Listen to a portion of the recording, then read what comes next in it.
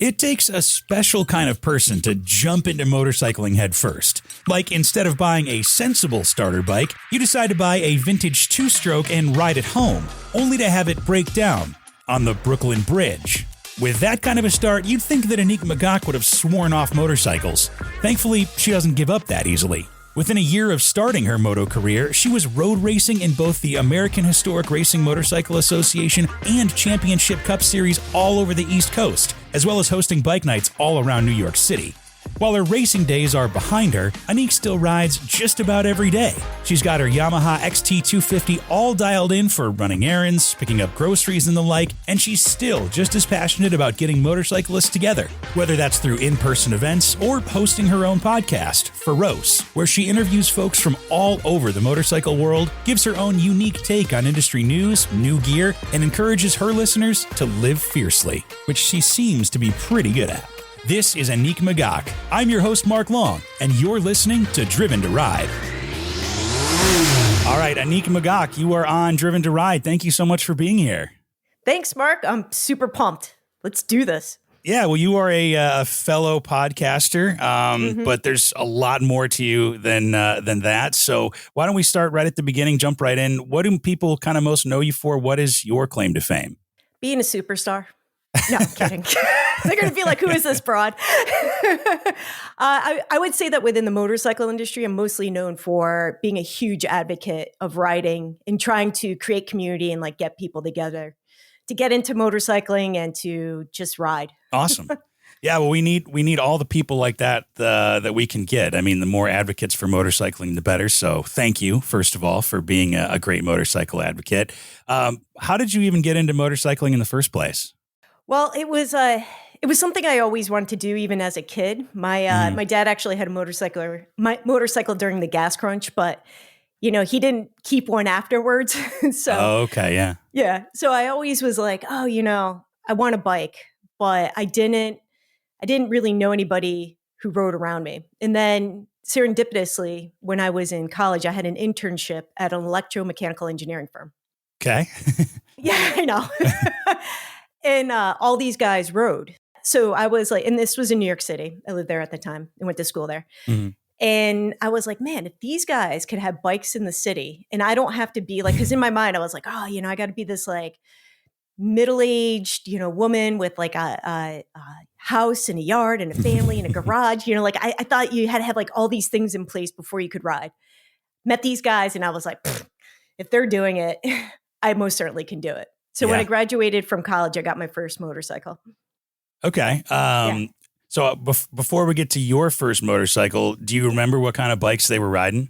Yeah. So actually, I've interviewed one of the guys that I used to work with. His name is Chris Cosentino, and he's known as Kazumoto. He's built a race bike from scratch that's based on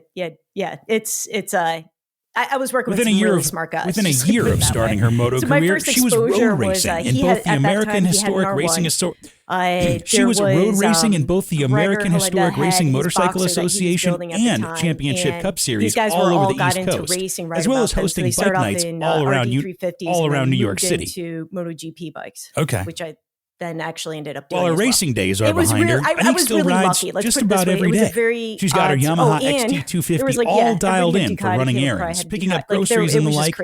For running errands. Well, I mean, if you're working at like an engineering firm, I mean, you probably have a couple extra coins to throw at a higher end motorcycle. But I mean, were you in down like Manhattan or like in some part of like New York City proper? Or hosting her own podcast, we were basically in the Bowery, where she interviews folks from all over the motorcycle world, gives her own unique take on industry news, it was kind of a new startup gear, that ended up and getting bought encourages out her by listeners a to live .com business called fiercely. Razorfish. But just to put it in perspective, what we had in our front lobby was a jet engine.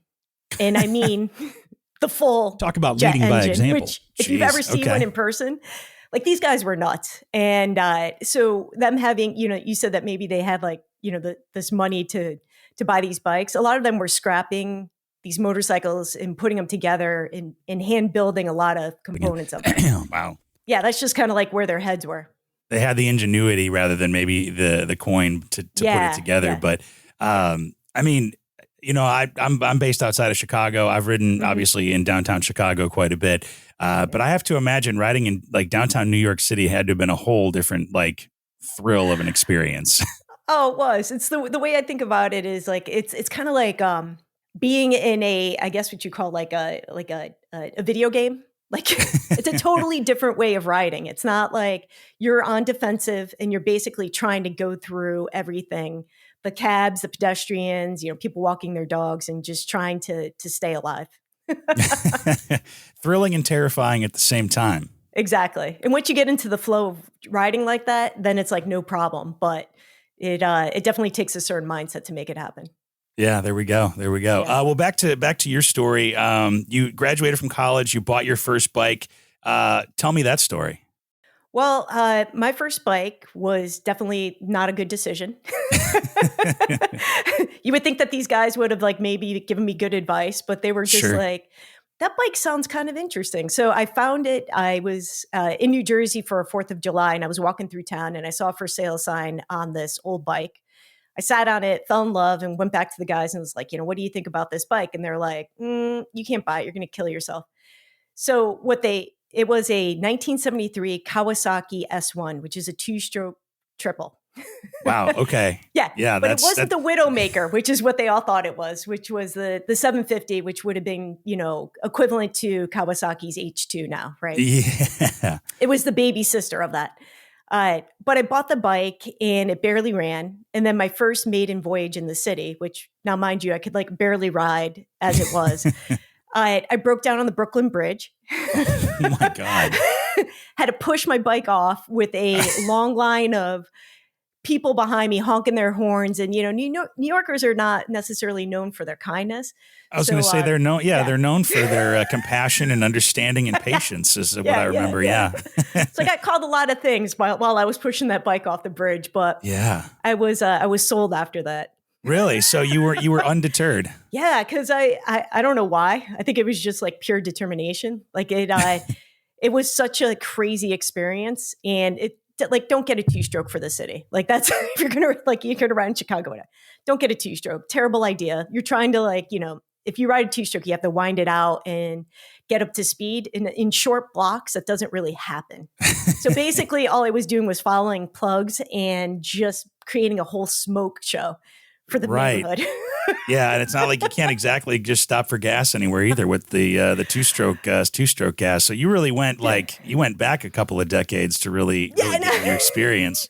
Yeah. And the only reason why I ended up really with it was that it was cheap, but it ended up costing me so much money later that I quickly realized I needed a different bike. And then I got a Honda Hawk at the time. So that was a way better bike. Okay. Do you still have a taste for the vintage motorcycles or not really? I do and I don't. I love them so much, but I'm not in a situation they need a lot of care and love and they need to be ridden. And if you don't ride a vintage bike, they start to disintegrate. Mm-hmm. So currently the way that I'm situated with my living situation, I don't have a good garage to keep the vintage bikes. So I actually still have that Kawasaki, but it is it's proudly displayed up on shelving in a beautiful shop. Yeah. Fair enough. Yeah. Well, so when you first got to ride that bike, I mean, breakdown on the Brooklyn Bridge notwithstanding, but when you first kind of took off after buying that bike, were you kind of hooked on motorcycles right from then, or did you kind of have to warm up to it after that initial breakdown? No, I was in it, and I was just fascinated. My background's in design, and then obviously with the electromechanical engineering firm that I work with, prototyping and building, and I think that when I got into it, what I realized was that it basically checked off a lot of boxes for me. Okay. One is the whole design aspect of motorcycling, just the motorcycles in itself. The thrill and adventure, totally into it. And then I realized that I did have a little need for speed. So it would just kind of all came together. And quickly after getting my motorcycle, I got into racing. Okay. What kind of drew you to racing? I mean, was it hanging out with the engineers who were kind of into racing and you kind of had a taste there, or was it something else? No, it was basically that, because it was easy, relatively easy to get into it. It's a huge, and in New York, there's a big scene. You talked a little bit about, okay. You asked me about the vintage bikes. So some people would know Team Obsolete, which is Rabbi Iannucci's like incredible collection of vintage motorcycles. But through New York, I got to know Dave Roper, who's a very well-known old time motorcyclist, and then these guys that I was racing with. So there were ways to get to the track, and I basically just kind of hitched a ride to the track. And then after I crashed the first time on the track, I realized I needed a different motorcycle, and I needed to like kind of up my game if I was going to do racing. Which sure. I also wouldn't necessarily recommend anybody do that within the first year or two of riding. Yeah, start with track days. I didn't do the track days. I just went straight to taking the Penguin School in New Hampshire, and then I was on my way. So you didn't even do a track day to like get a feel for racing on a, wow. Okay. No. I'm surprised they even let you do that. Like usually I would think that they're like, well, have you ever been on a racetrack before? No, this is my first time. All right. Good luck. No, I know. You have to take the school. So at the time there was the Penguin School that was run by the Woods, Eric Wood and his brother. And this was up at Loudon, New Hampshire. So you still, in order to get your AMA license, like you have to take the school. But it really, I mean, it's not to say that it's a joke. I mean, they do a really good job of doing the school. It's just kind of like crazy that you can just decide to race and do it. Yeah, I mean, it sounds like almost like the rhythm so far of your motorcycling, at least the career, the first couple of years, is you didn't know what you were getting into. Yeah. And when you're, like you're basically 2021, I think you just make those kind of decisions, right? It's like better not to like overthink it. You're just like, yeah, I'm going to go do this thing. And like, woo-hoo! Just go for it. Yeah. Yeah. Like now, if I was to do it, I'd be like, it would be a whole different thing. I probably wouldn't make those decisions, but I'm glad that I was able to do it at the time. Yeah. So when you were racing, what kind of categories or, competitions were you in? So I was racing two different club racing, which was ARMA and also CCS. And I ended up getting a Honda RS125, which is also a two-stroke, but it's a single. And it was like the baby MotoGP bike. So in MotoGP racing, people would start with a 125, they go to a 250, and then the 500s at the time. Now it's a totally different thing. But so I had the baby MotoGP bike, which was amazing. It was like, I think that might be like maybe the most like exotic thing I've owned. Sure. Yeah. You don't find them much anymore because they're just not around. Yeah, I was going to say they've been used and abused and crashed and stuff like that. So there's really not too many left. But correct. Can you tell me a little bit about those two classes, about ARMA and CCS?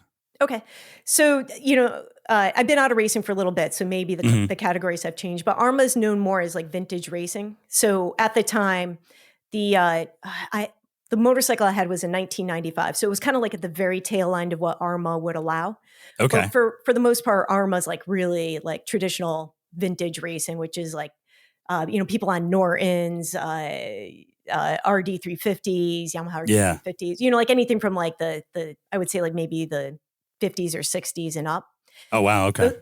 So those classes have changed, but CCS was more the modern bike. So then when I had the RS125, because it was in 1995, it was like at the beginning of like what you could ride in CCS. But now CCS would be all the way up to modern motorcycles. So anything that's like even a 2025, you could race in CCS. So it'd be 600s, singles, thousands, but it's all club racing, right? So it's not like I'm doing like Moto America or was doing anything like that. They're just like, they're basically club racing, which is not to say that they're not serious and like people don't spend a ton of money on their racing careers. Yeah. What kept you in it for a while? I mean, obviously, it sounds like you had a little bit of a taste for the throttle, but what excited you so much about the racing scene?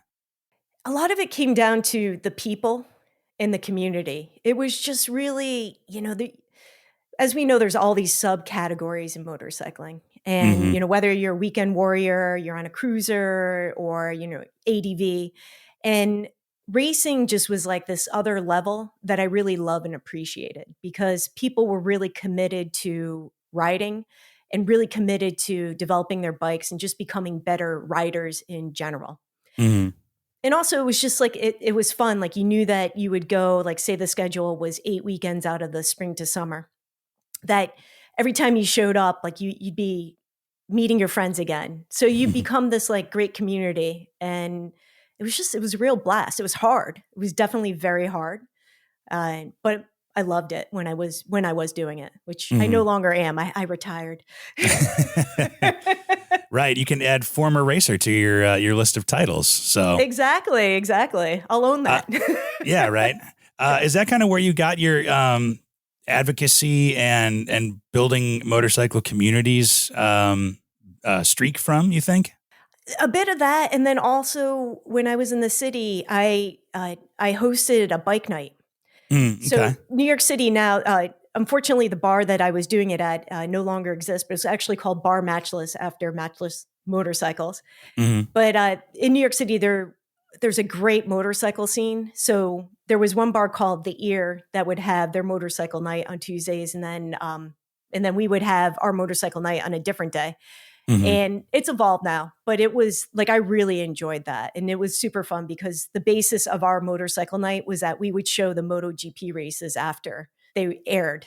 Yeah, that's cool. So it was fun. It was like, this racing theme continued, but also like building this community in New York City was just like, it was fantastic. Yeah. I mean, I'm kind of surprised to hear in a good way that there is a huge motorcycle scene in New York. I mean, there's millions of people in New York, so obviously you're going to find some motorcycle riders, but yeah, I don't think you think about, or the average person who doesn't live in New York would think about people riding motorcycles. I mean, you think about taxis, you think about the MTA, and you think about walking, and that's pretty much the big three ways to get around the city. But I mean, it sounds like there's a lot of people riding bikes around New York and the surrounding area.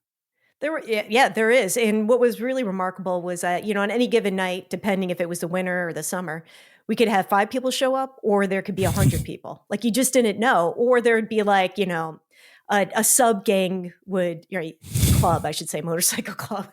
Right. would show up, and then you'd have, 50 guys roll up on, sport bikes, or you never knew what was going to happen, which also made it super fun and exciting. But there's a lot of people who ride in the city, and it's like not only just for a form of just basic transportation, but just for the love and thrill of it. Sure. Yeah, it sounds like you guys really kind of welcomed any kind of motorcycles too, whether it was sports bikes or cruisers or whatever. Yeah, it did not matter. It didn't, like we were racing based because of the MotoGP thing, but it didn't matter. If you had never been to a racetrack or never seen a MotoGP race or didn't even know what that was, it totally just did not matter. The whole premise was just to get people together who love to ride. Well, and now you've kind of continued your advocacy and love for riding and stuff with your own podcast. Yes. Yeah. It's called Féroce. It is. Yep. I'm guessing it's a French word. It is a French word. It means fierce. And the whole premise is like the idea of like living fiercely, which I think, motorcyclists pretty much embody. Yeah. Yeah. You kind of have to be fierce to even just to brave the elements and have the wind in your face, For sure. So how did Féroce get started? I had this idea over 6 years ago, and I had a whole business plan for it. I had like everything lined up, and then life happened and it didn't happen. There was also this thing called COVID. Yeah. There was a bunch of things that just didn't make it possible at the time for it to happen. Now, believe me, I wish I had started 6 years ago because it would be like that much further. But finally, everything aligned for me to start the podcast, where I had more time in my schedule. I was able to focus more on developing it. And also, along with the podcast, I've been wanting to develop the brand of Féroce, which is, offering also lifestyle pieces, because my background's in design, lifestyle pieces that are around motorcycling, the motorcycle culture. Yeah. Tell me a little bit about the premise of Féroce. I mean, who do you talk to? What can somebody expect when they listen to it? Basically motorcyclists. So my idea is like, over the years, I have met so many amazing people, and everybody's got a story. And when you realize that, you have this one common denominator, which is the riding, but people outside of the motorcycles do amazing things, like whether they build motorcycles, they just like to go travel a lot and do adventures, or they are skilled at something, like whether they write books or they build things. And I really wanted to highlight that diversity within our culture, basically. And when I first started, I thought that I was only going to do interviews. Mm-hmm.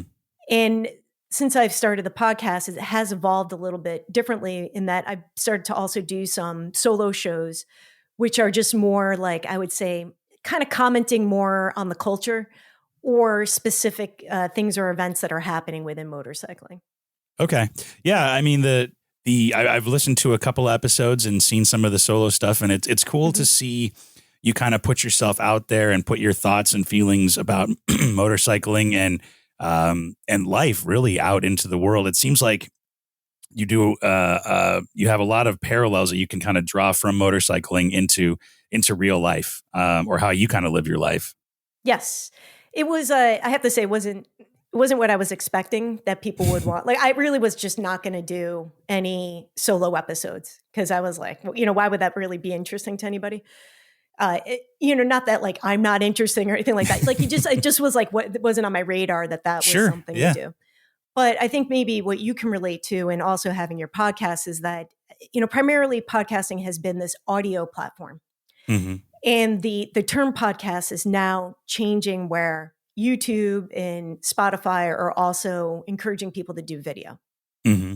But what comes with video is also this like idea or expectation that the video is going to be much more like vlogging, or this like really highly produced short anime. Like there's a lot. Yeah. Super really sleek, super put together. Like, don't forget to like and subscribe, and sound effects and all that noise. Yeah. Yeah, exactly. And it wasn't that, it's not really what I'm interested in, and it's not really what I wanted to do, but it's just kind of because of being on that medium of YouTube, and that it is kind of has been pushing me into that just by accident. And I'm just kind of riding the wave of like, okay, let's try this out and see how people respond. And surprisingly, people have responded really well. So it's changing.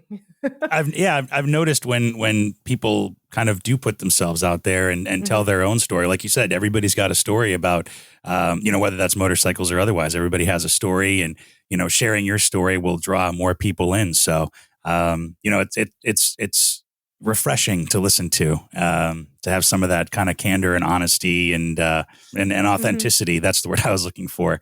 Yeah. Authenticity in the motorcycle world. And you've been in the motorcycle world for quite a while. I mean that as a compliment. Just saying. You said You've been 95. Around, lady. You've been around. But you said you were riding in 95, so we'll just leave it at that. All right. Well, no. My bike was a 95. Oh, that's true. That's true. And you're never allowed to ask a woman how old she is, but that bike was a 95. I was not riding in 95. There we go. I think I avoided the question while still embarrassing myself. So around that. Right. Exactly. So you've been riding for at least a couple of years. But you dove into the motorcycle world with racing and putting on events and being into the community. What's kind of changed over the years? I mean, obviously going from a two-stroke, I hope you have some kind of a modern motorcycle now, but how has that world kind of changed over the course of your motorcycling life?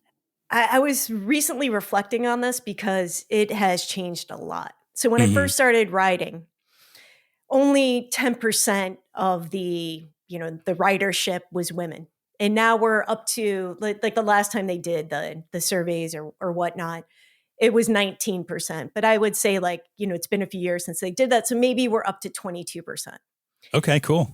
Yeah. So it's completely different. And there's a lot more available to women as far as being able to find other women to ride with, events that are specifically for women. Mm-hmm. And part of my advocacy for getting people into riding is that when I got into the sport and then I got into racing, and again, there were not that many women there. Mm-hmm. Just as a funny side note, I invited my parents to the racetrack, which also you should just never do. And I raced and I got off the track and my parents were like, "But where are the women?" And I was like, "What?" Oh, geez. and it was like this moment of awkwardness where I was like, "Oh, like they thought there would be like this female class, right? I got you. Yeah. Yeah. And there wasn't. It was like me and then everybody else was men just in my particular class. And there were other women at the track, but there weren't many. So anyway, fast forward now and like there are women classes. Mm-hmm. Not that it can't be mixed, but it just is like, it just kind of goes to show how different things have come over the years. And they're also just in general, what's also changed, I think, is the type of riding that's popular. You know, ADV bikes have become much more popular than they were previously. And there's also been this rise and demise of motorcycling where, you know, now people are saying that in general, the sales of motorcycles are down. So, you know, there's been a lot of shifting things within the industry that have been really fascinating to watch. And, you know, like yourself, we know a lot of people in the industry. People would also, you know, consider, because we have podcasts that were in the industry and like we're a little bit, I would say maybe more connected because of who we associate with and talk to, that we kind of get these like inside blurbs of like, you know, what are people thinking or feeling about what's going on or what's going to happen in the next couple of years? Yeah, it's kind of unknown territory, I feel like, you know, that nobody really knows where it's going. I mean, nobody can call where any industry is going to go anyway, but, you know, it seems, you know, my armchair opinion is I'm pretty optimistic about where things are going. I think there's a lot of opportunities. I was actually just talking to somebody yesterday about this. And, you know, one of the things I realized is that people want their own personal transport. You know, they're saying that young people don't want to ride and stuff. I see so many kids on like, you know, those little e-scooters or the e-bikes or anything like that. And they're getting it because they don't need a license and they don't need to worry about a car or anything like that, but they still want that personal kind of transport. So if there's a way to bring younger people into the motorcycle world, it's through just an easy, reliable way of personal transport, which just happens to be a motorcycle. Right, right. I totally agree with that. And I've also seen that, you know, I'm near a college town. And so I've been seeing like, you know, more and more over time, you know, of the students starting to embrace a lot of the E options. What I think it will be very helpful is that if the motorcycle industry can kind of pursue that more, because right now they're still kind of being categorized as two separate things, but it really could just be the gateway, right? Sure. Like, let's use it as like the gateway drug to something, you know, a tick bigger or, you know. The e-bike could be the new, like, you know, the new 50 or the new Honda Grom or something like that. So totally. Yeah. I don't, you know, there's a lot of people who are just like, they completely poo-poo the, you know, the whole e-bike thing. You know, within motorcycling. And I get it. Like I do just prefer personally a motor, like a traditional motor of whatever type. However, I think it would just be bad to, not even bad, like just basically to ignore that that's like an up and coming thing that's more relatable from a social aspect for younger people. Yeah, for sure. I mean, paying attention to what's going on, and it's kind of like basic sales and marketing 101, right? Market research right, totally. And seeing what's the kind of the writing on the wall. But speaking of trends kind of coming into place, have you gotten into the ADV or the touring aspect of kind of anything or? Yes, just because mostly because of where I'm located. So my daily rider is just a Yamaha XT250. Right. And I basically, I have like 80/20 tires on it, but I have a top case. Anyway, it's basically my just daily transport if I'm not test riding motorcycles. So as a smaller rider, like I fit very comfortably on it. And there are places in my area where there's some gravel or fire roads that are easily accessible. And so I've gotten into it more from that. And also just like some of the women's events that have been up and coming, such as like, you know, Over and Out or like Babes Ride Out, that they're kind of gearing more of these things towards ADV. So there's more options, I guess, ADV riding. I've gotten into it because it has been easily accessible to me. Okay. Which may not be the case for everybody else. But I got this XT250 because I could take it into the dirt around where I live, which it makes it easy for me to do that. If I didn't live where I lived, I probably wouldn't be that into it. Sure. Yeah, that makes sense. I mean, if there's no point in having an ADV bike if you can't use it off road, you know. So right. Yeah, I can't imagine there's too many Tenares or Tigers out in New York City proper. Although I'm sure there are some. Right. Because you know, like I mean, the good thing about the ADV bikes, right, is it's a more upright position. So like versus, it just gives you the opportunity to maybe see more and be more comfortable, which I think people are, that's probably half the reason why people are getting into the ADVs is that it's just a more comfortable ride than, say, a full-on sport bike with clip-ons where you're like really, in it to win it. Yeah. Yeah. Full send down Fifth Avenue or something like that. Yeah. Yeah. Have you done a lot of motorcycle touring and traveling? Maybe like a tour around the US or any big like travel tours like that? No. So you would expect that I have, but it's this kind of thing where they say, you either have the time, but not the money, or the money, not the time. Right. And mostly for me, it's been, I just haven't had the right motorcycle. So I mostly have owned sport bikes or this like little XT 250, which I have put some miles on this little bike. Sure. But like it takes a couple of days to get into shape to want to ride it for a really long time. It's a little brutal. It's a little brutal on, the back end and things like that. So I haven't done a lot of overnight tourings, but when I go out, I'll go out for a full day. Like the hardcore riders around me, like it's not uncommon to start in the morning and then get home well after dark. Okay. It's just it hasn't been like overnight, which I still want to. And I watch all these YouTubers who are doing these like epic trips around the world. Right. And I would love to.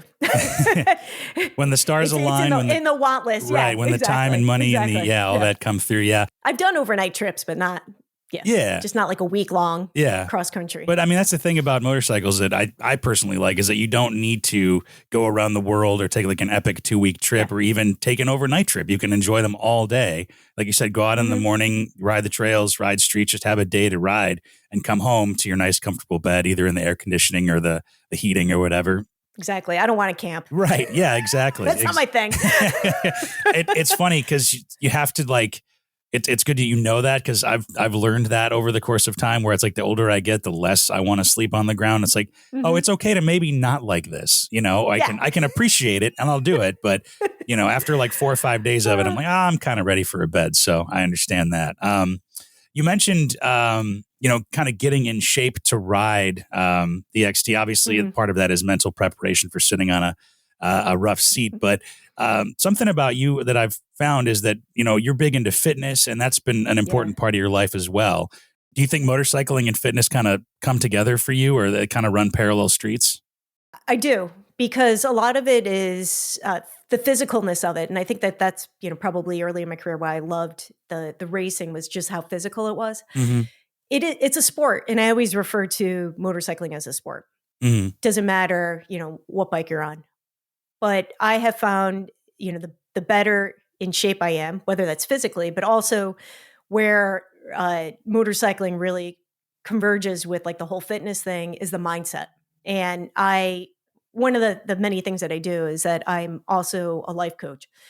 And I've always been really into mindset and really like developing a better way of living. And anybody who's ridden, we always talk about motorcycling as therapy. Yeah. Like it is, I just really find that they go hand in hand. And it's been a huge, enhancement in my life to get into motorcycling. And also it kind of keeps me on my toes because like in the beginning of the season, when you're not so much in shape, it's not fun for a few, like for a few hours when you're cramping up. Yeah. And you're like, oh, wait, like I really got to think about like what I'm doing with my health and wellness to be able to do the thing that I love, which is motorcycling. I also, and this is part of like the advocacy is like motorcycling is like just who I am and like what is a part of my life. So a lot of my riding is just like, I just ride everywhere. It's not, I don't think of it as a separate like weekend thing. I gotcha.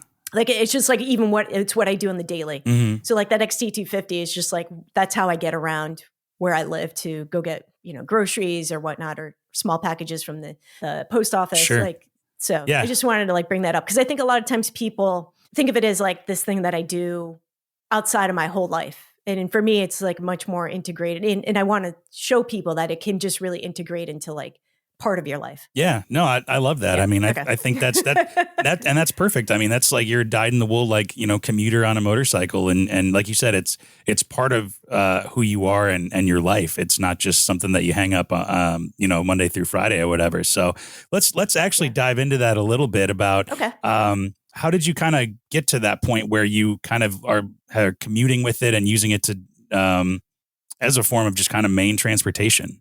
So I would say that primarily started when I lived in New York City. I don't live in the city anymore, but it was either walk, subway, or motorcycle, and it was my way of getting out of the city, and which was awesome, right?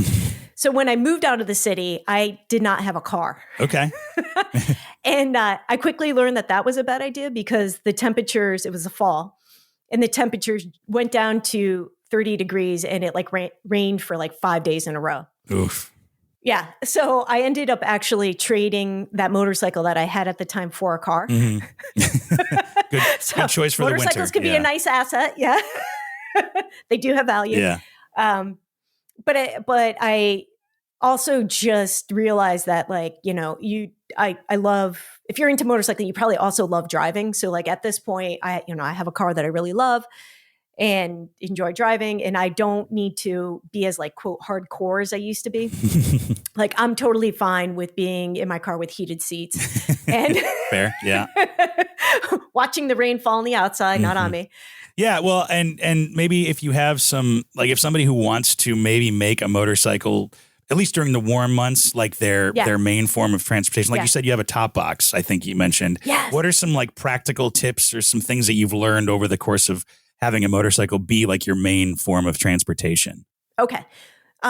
The older I get, the less I give about how I look on the bike. Okay. You know, like before, you know, like I used to really think about, like, I was really like, listen, from a design perspective, I love everything to match. And I love like to gear wise, because I'm super into gear. And when it comes to just needing like a daily rider, like I put this top case on the XT250. Does it look super cool? No.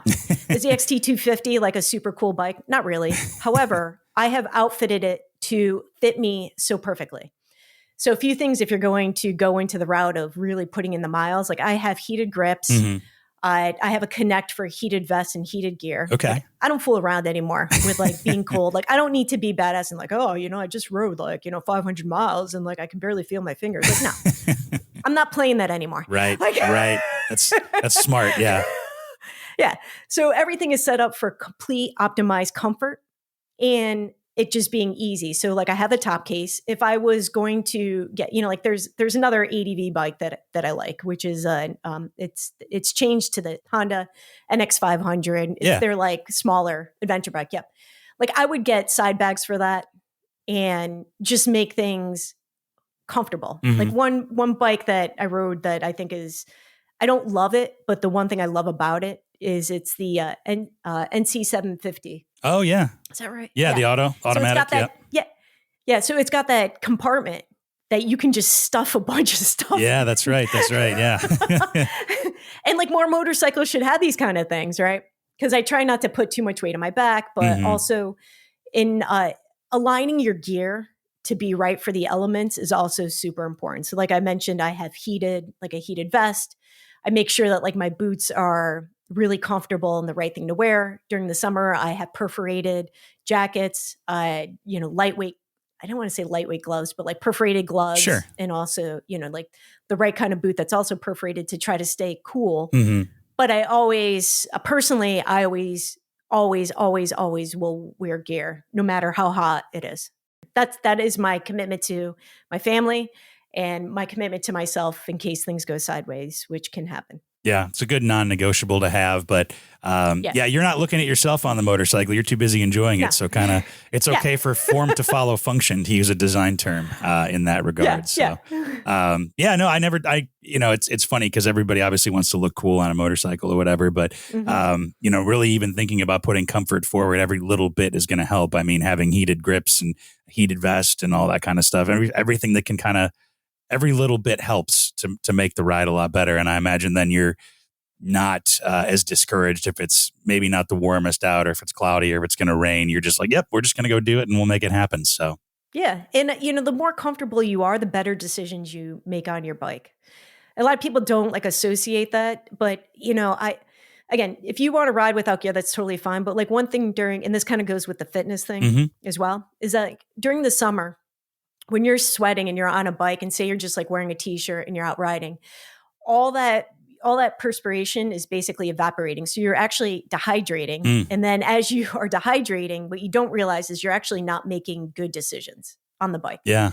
And, it's like these small things that like people overlook and then get into accidents, which we might put the blame on other car drivers or other people around us, but we have to take responsibility for like, are you riding at your most optimal? Mm-hmm. And personally, I just think that that's, we owe that society-wise. Like, just try to show up as your best if you can. Yeah. Well, you want to be a kind of a good steward of the motorcycle industry, as it were, and kind of lead by example. Yeah. And I think you're right. I think people maybe overlook the mental game a lot more, and that your mental kind of acuity on a motorcycle can be compromised if you're dehydrated or if you're shivering or if you know what I mean. Like, you're not necessarily thinking you're sharpest. So I appreciate you kind of making that point. Yeah. So you've been in the motorcycle industry for a while. You still love riding. You get to test bikes. You have tons of gear. You're full in it. What about motorcycles has like kept you so interested and so passionate for so long? It's always evolving. And, again, from like a design perspective, like I enjoy modern technology. I enjoy watching things change and evolve over time. There's always, for me, like a new model coming out that's of interest. There's new technology. Like now there's so much happening as far as like the computers on these bikes, their ability to have traction control or, the e-clutches, like all this, it's evolving. And I just find that kind of thing fascinating. So I never get bored of it in that aspect. And also gear wise, like there's always new things coming out that I love to test and just see. For women, there's been an evolution in gear. There's a much more that's available now than there was, back in the day. And it's just fun. Like you got to just remember, like as serious as we want to be and like as badass bikers we want to be, like motorcycling is just supposed to be fun. And it is like, no matter what's going on in my life, looking forward to being able to get on the bike for me is just like the best thing in the world because I can leave everything behind. And I'd also say that in a culture that we're so tied to our phones and our electronics, it is the only time where I can really put all that away. Like I still use my phone to navigate for instructions or mapping. Yeah.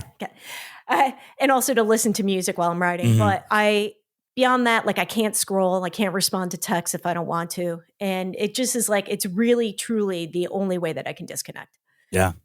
I mean, I couldn't have said it really any better myself. So it's still got that magic, man. You still can get away and you're kind of away from everybody. You get to unplug. So, Annick, thank you so much for spending some time with us. I really appreciate it.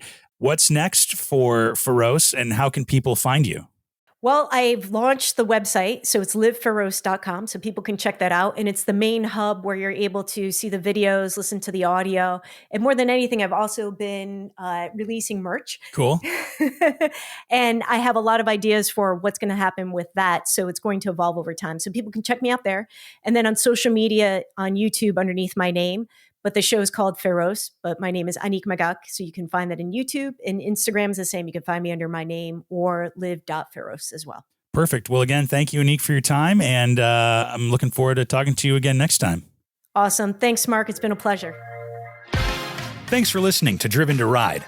Interact with us and check out full unedited conversations, photos, interviews, video interviews, plus other goodies on YouTube or Instagram at Driven to Ride Podcast. Or you can check us out at driventoridepodcast.com. And make sure you leave us a rating and review from wherever you get your podcasts, too. If you have an idea for an episode or a guest, or you want to invite us out on an adventure, email us, hello@driventoridepodcast.com. Driven to Ride is wholly owned by Flint Rock LLC, made possible with help from Matthew Miles, and written, hosted, and produced by me, Mark Long. We'll see you out there.